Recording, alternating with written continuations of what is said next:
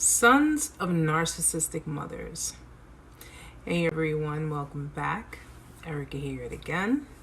So in this video, we're going to go over the dynamics between a narcissistic mother and her son, and the three types of son that she'll end up creating as an end result to the narcissistic abuse. We've already gone over everything in regards to a narcissistic mother, what she does, what her tactics are, and the dynamics she creates. We've gone over what the narcissistic mother does in regards to her daughter or daughters, and now we're going to go over the boys. This one is probably the most important video that I'm doing because boys of narcissistic parents are at higher risk of developing narcissism than girls. Now, research data has indicated that men who are raised by narcissistic parents are at higher risk of developing narcissism, narcissistic personality disorder, or even narcissistic traits, as opposed to men who were raised by non-narcissistic parents. I really strongly believe this has also a lot to do with the attachment styles that the parent has with their children, and of course that their parents had with them. This, for me, narcissism runs along the borderline of avoidant and anxious attachment style. More so avoidant because the parent is avoiding emotional attachment. They're avoiding anything that has to do with feelings, emotions, sympathy, empathy, and they therefore pass that on to the child because that's all the parent really knows themselves. Now, although both genders are becoming increasingly, more narcissistic, more so on the basis of what society's superficial level of narcissism is, where they, people are very self-centered and self-absorbed and take like 500,000 selfies and they're all about their looks and their appearance. That's just the superficial level of narcissism. Okay, that word gets flung around like there's no tomorrow, without really understanding the true in-depth problem with narcissism. But the reality of it is that narcissism afflicts more men than it does women. Okay, especially men who are raised by narcissistic mothers, because they have a very unhealthy mother-son attachment relationship. It may not come to people as a surprise that oftentimes people can tend to become like the parents that they once despised. But to a child raised by a narcissistic mother, especially a man, that tendency is extremely greater. But remember what I told you guys. A child to a narcissistic parent doesn't only have to become a narcissist, they can also become codependent. But the dynamic of how that happens between a mother and her son is pretty much where the mother starts off by high praising her son. She praises him like he's her prince, like he's her everything, like he's a diamond in a display case. That's the beginning stage of it. She'll put him on the highest pedestal, but only if he's willing to fulfill her needs in return for it. And in most cases, for young adolescent males, that's not always the case. So though mom's high praise was boosting up his ego, if he's not pleasing his mother, if she feels that he's not pleasing her, then that all gets taken away. She begins to resent him, therefore creating resentment in her son. Now, he has to not only boost up his own ego, but to feel not castrated, emotionally that is, he has to boost up his own ego and fulfill himself beyond the extent of what his mother would do for him. This creates a man who feels entitled, got to put himself first, very dismissive towards others, because he's using a form of self-importance as a facade to cover up the insecurity, the inner insecurity that he's feeling. So typically a man who is narcissistic is a man who resents his mother.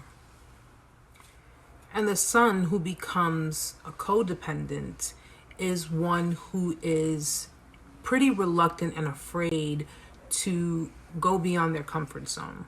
Because a codependent, as we learn, is an enabler.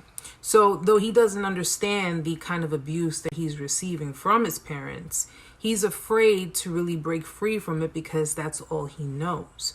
So if there's that toxic unhealthy mother-son relationship that created a codependent son, he's going to pretty much stay by the side of the narcissist, because to avoid being, what do we learn about enablers? To avoid being attacked, to avoid being in the line of fire, they comply with the abuser to avoid any kind of reprimands or repercussions.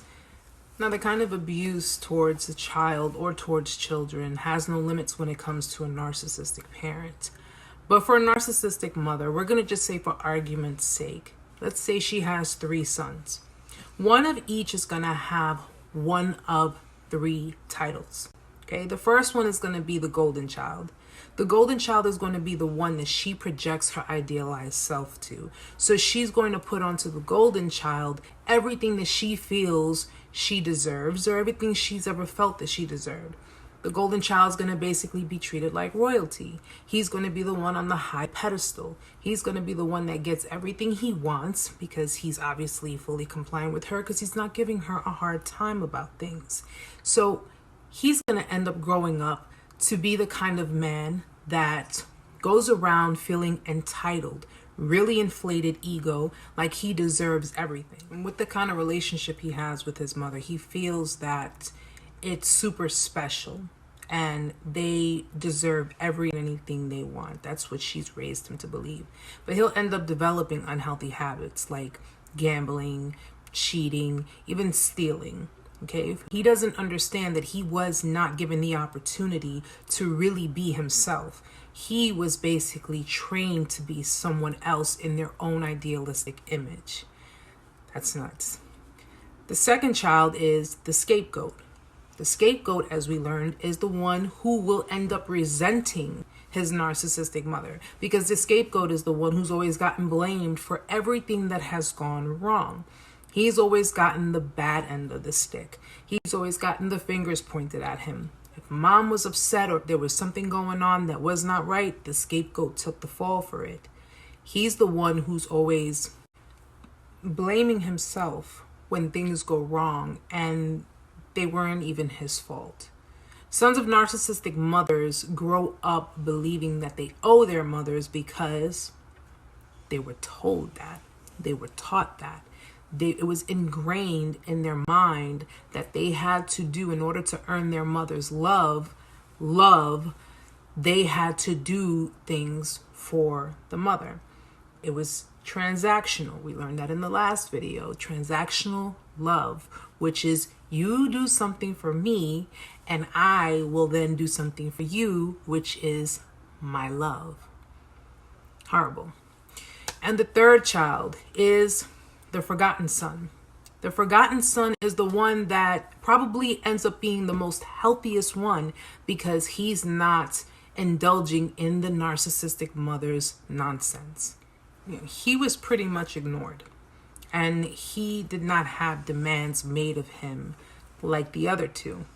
So even though he may find it difficult to emotionally attach to others, because, his emotional needs were not met in his childhood, which I strongly believe with, healthy therapy and help, especially for people who really want that can probably be worked on, and he can create a very healthy emotional attachment with people. At least he's not carrying the unhealthy mother-son attachment as the other two are. Okay, so he's probably the one that actually dodged the biggest bullet of them all, and more than likely the one that everyone's looking at like, you lucky son of a gun, how did you manage to get away from all of that? But those are the 3 types of sons that she would end up creating.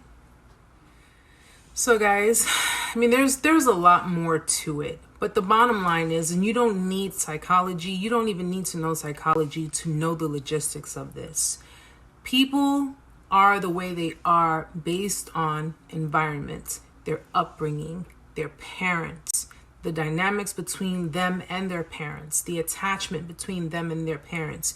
A lot of people can save a lot of time if they really, really paid attention to the types of dynamics that people involve themselves in. So if you're getting involved with people, whether it's romance, friendship, anything, you want to look at the kind of environment that that person or these people come from, because that'll help you determine exactly why it is someone is the way they are, why it is someone acts the way they do, and why it is that if it doesn't correlate with you, if it doesn't resonate with you, then you can come to a clear, concise understanding and a decision on how you want to proceed with these people. All right. You got to remember, no, I wouldn't say, pass judgment on anyone, because who are we to judge? But at the end of the day, when it comes to these types of situations, and I won't make excuses for people, because people are old enough to know when they're wrong, and they know right from wrong. And if they continue to do it anyway, then that clearly is someone who's not only in denial as far as themselves, but they just don't care. And if they don't care to make any types of changes, if they don't care to get help for themselves, then you need to care about yourself, your well-being, your mental health, because that always comes first. So guys, this was a video of Sons of the Narcissistic Mother. I am well aware that there is more to it, but we'll delve into that in future videos here and there. And, hopefully what you got out of it, you got some pertinent information out of it. But the next video that I'm going to be working on will be the narcissist father. Yes, daddy dearest. And in that video, I'm going to pretty much delve into a little bit of everything. So no, I will not be doing a trilogy, but we're going to go a little bit into detail with the narcissist dad. All right, so guys, I hope this video helped. I hope you guys enjoyed it. Hope it gave you a little pearl of wisdom or two. And until next time, guys, namaste.